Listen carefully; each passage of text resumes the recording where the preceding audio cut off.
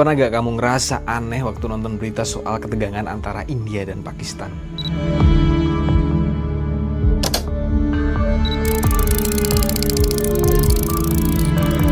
Di Pakistan, baku tembak artileri yang luar biasa intens pada malam hari menyebabkan sedikitnya 4 warga sipil tewas. Bahwa Pakistan berhasil menembak jatuh 5 jet tempur India.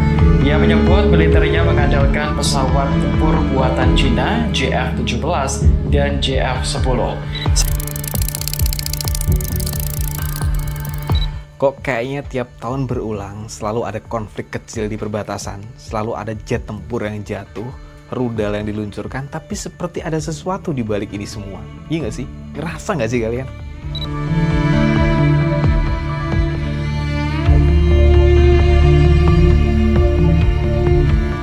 Oke guys, coba kalian pikir baik-baik. Tahun 2019 dunia kaget waktu Pakistan menembak jatuh jet tempur India MiG-21 Bison dan menangkap pilotnya. Itu bukan cuma peristiwa militer biasa loh. Itu jadi headlines global, bahkan video pilot India yang ditahan Pakistan viral di media sosial. Dan kamu tahu apa yang menarik? Setelah itu, penjualan jet tempur JF-17 Thunder buatan Pakistan hasil kerjasama dengan Cina naik daun. Negara-negara seperti Myanmar dan Nigeria tertarik untuk membeli. Kamu mulai lihat kan polanya? Setiap konflik kecil itu ternyata bukan cuma soal harga diri nasional, tapi juga tentang untuk performa senjata. Siapa yang punya rudal paling presisi, siapa yang punya drone paling canggih, siapa yang bisa menembus pertahanan lawan tanpa korban yang besar.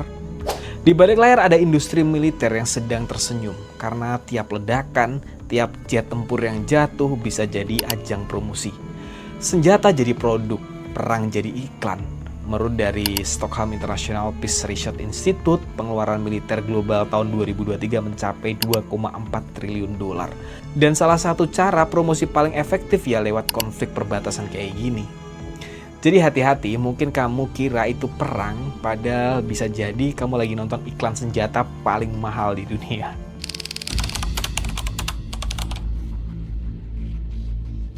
Oke, kamu pernah ngerasa konflik India-Pakistan tuh kayak serial drama nggak sih? Udah puluhan tahun tapi nggak pernah bener-bener selesai. Tiap beberapa tahun sekali ada aja insiden baru di perbatasan Kashmir. Tapi anehnya tensinya naik terus turun lagi. Seolah ada yang sengaja menyalain api, tapi nggak sampai bikin kebakaran bener-bener besar. Konflik ini sebenarnya udah dimulai sejak tahun 1947, waktu India dan Pakistan merdeka dari Inggris. Masalahnya satu, wilayah Kashmir, daerah yang mayoritas muslim tapi secara administrasi gabung ke India. Sejak itu sudah 3 kali perang besar terjadi, 1947, 1965, dan 1971. Tapi sekarang konflik lebih sering muncul dalam bentuk bentrok terbatas, kayak tembakan di perbatasan atau saling kirim drone. Yang lebih menarik lagi, setiap kali ketegangan naik selalu ada demonstrasi kekuatan militer. Misalnya pada Februari 2019, India mengeklaim berhasil melakukan serangan udara ke kamp militer di wilayah Pakistan. Sebagai balasan, Pakistan menembak beberapa jet tempur ke wilayah India. Dan hasilnya, 1 jet India jatuh. Pilotnya ditangkap, dunia langsung heboh guys. Tapi kamu sadar nggak sih, habis kejadian itu masing-masing negara kayak sengaja ngumumin senjata andalan ke publik. India pamer Sukhoi Su-30 MKI, Rafale, dan sistem pertahanan S-400 buatan Rusia. Dan Pakistan nggak mau kalah, dia langsung ngumumin kehebatan sistem rudal NASR dan JF-17 Thunder, jet tempur yang dikembangkan bareng Cina. Jadi ini bukan cuma soal balas dendam, tapi juga ajang show off teknologi. Bahkan kadang kamu bisa lihat klip video rudal meluncur, jet tempur lepas landas lengkap dengan efek suara dan latar musik heroik. Seolah lebih cocok jadi konten promosi daripada laporan militer. Iya nggak sih? Kalau kamu tahu, India adalah posisi ketiga dunia sebagai negara dengan pengeluaran militer terbesar tahun 2023, sebesar 81,4 miliar dolar. Sedangkan Pakistan meskipun lebih kecil, tetap konsisten meningkatkan anggaran pertahanannya, terutama untuk modernisasi persenjataan. Jadi ya bisa dibilang konflik ini sengaja dipelihara, bukan untuk menang tapi untuk terus menunjukkan siapa yang paling kuat. Dan buat industri senjata, ini adalah panggung yang sangat-sangat sempurna.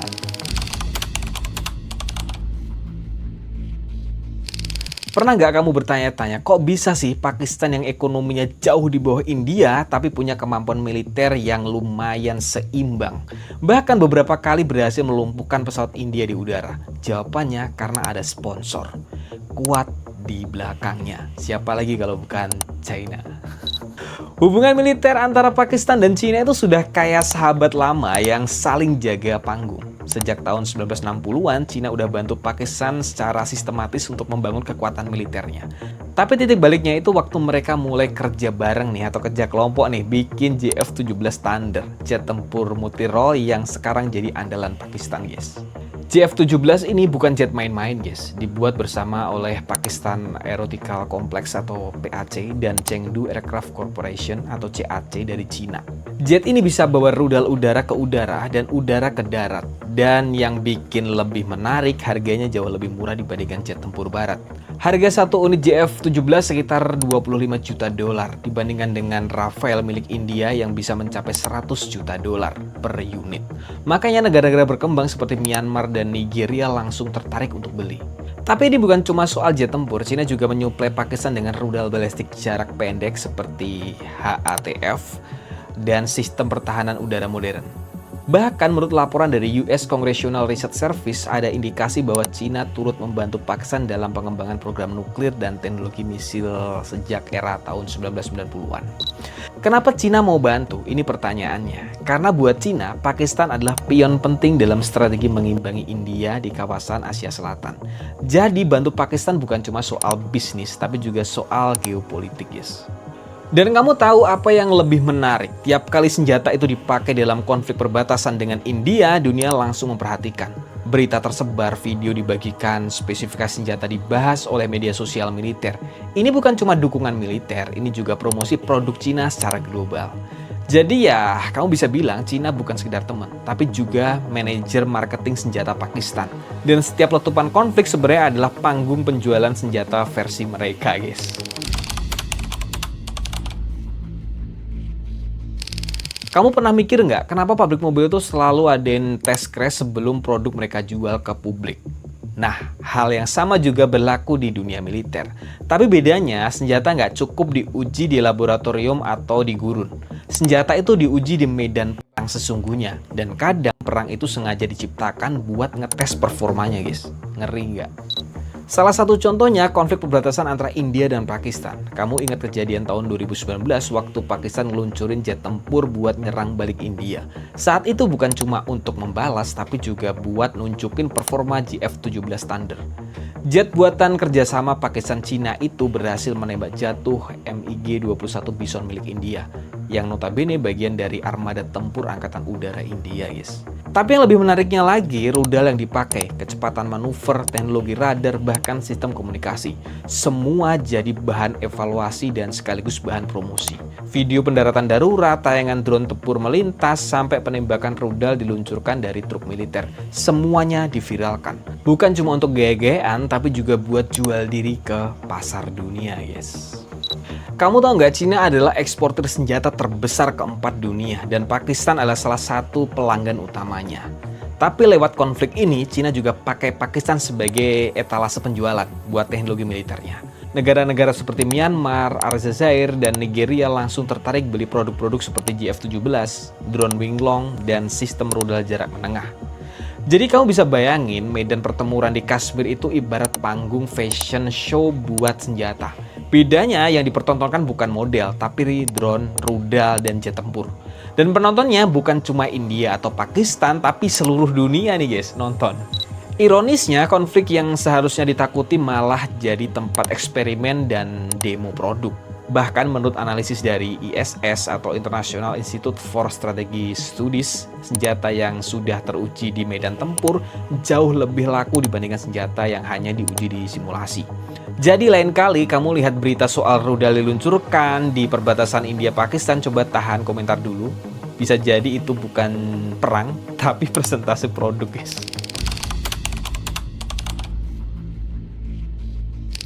Kalau kamu mikir penonton utama konflik India-Pakistan itu cuma rakyat mereka sendiri, kamu perlu lihat lebih luas. Di balik layar ada banyak mata yang memperhatikan tiap dentuman rudal, manuver jet, sampai jatuhnya pesawat. Dan yang menonton ini bukan cuma orang biasa, tapi pembeli senjata potensial dari seluruh dunia. Bayangin nih, kamu punya uang miliaran dolar buat belanja pertahanan negara. Apa kamu bakal beli senjata dari katalog? Nggak cukup kan? Kamu pasti mau lihat dulu performa senjata itu di lapangan. Nah, konflik seperti yang terjadi di perbatasan Kashmir jadi live show paling pas buat itu. Menurut data dari Stockholm International Peace Research Institute, antara 2019 sampai 2023, Myanmar, Nigeria, dan Azerbaijan termasuk negara yang membeli senjata dari Pakistan dan Cina, yang sebelumnya udah ditampilkan dalam konflik nyata. Bahkan JF-17 Thunder, jet tempur buatan Cina-Pakistan, jadi bahan pembicaraan setelah insiden 2019 karena sukses melumpuhkan jet India. Itu bikin Nigeria dan Myanmar makin yakin untuk beli jet ini. Tapi yang lebih menarik, negara-negara di Timur Tengah dan Afrika juga sering memantau konflik India-Pakistan ini. Bukan karena mereka peduli politiknya, tapi karena mereka pengen lihat kemampuan teknologi militer terkini. Dan buat Cina, ini kesempatan emas buat jual senjata tanpa perlu iklan, guys. Kalau kamu perhatiin, setiap konflik terbatas, laporan penjualan senjata Cina cenderung naik. Menurut China Power Project, ekspor senjata Cina melonjak 38% selama periode di 2015 sampai 2020 dibanding dekade sebelumnya. Dan banyak dari senjata itu adalah tipe yang sudah diuji dalam konflik Pakistan. Jadi siapa penonton sebenarnya? Bukan cuma masyarakat yang nonton berita di TV, tapi juga para pejabat militer, menteri pertahanan, dan pengusaha senjata di berbagai negara yang sedang nyari senjata murah tapi paling efektif. Konflik yang kamu kira sekedar balas dendam ternyata jadi panggung penjualan senjata global. Penonton bukan karena kemenangan, tapi karena performa teknologi. Dan tiap korban di medan tempur bisa jadi biaya iklan buat kesepakatan bisnis miliaran dolar.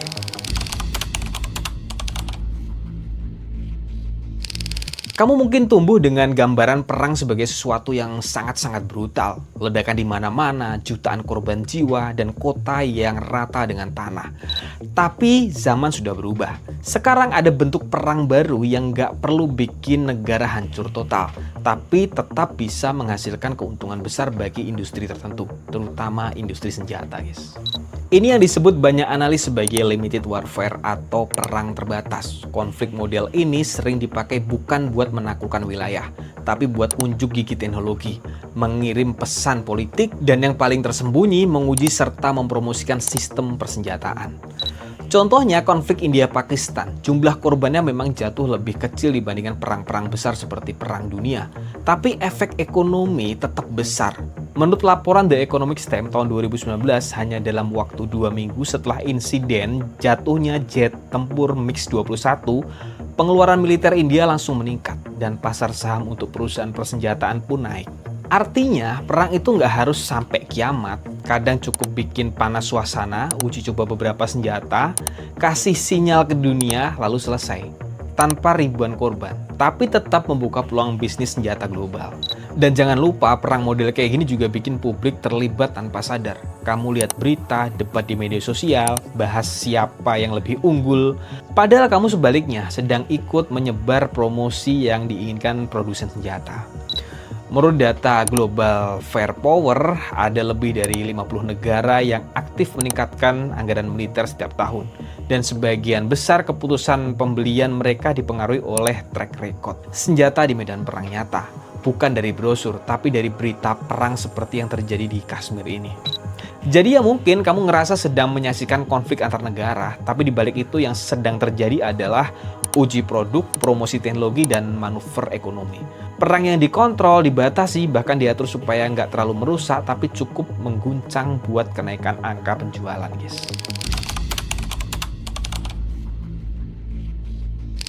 Oke, kita sampai di kesimpulan. Kamu pernah nggak sih nonton trailer film yang bikin penasaran banget? Nah, konflik seperti India-Pakistan itu kadang terasa kayak trailer buat sesuatu yang lebih besar.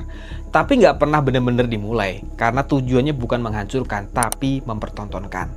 Setiap ledakan, setiap jet yang diterbangkan, bahkan setiap korban bisa jadi bagian dari narasi yang lebih dalam, promosi kekuatan dan teknologi militer.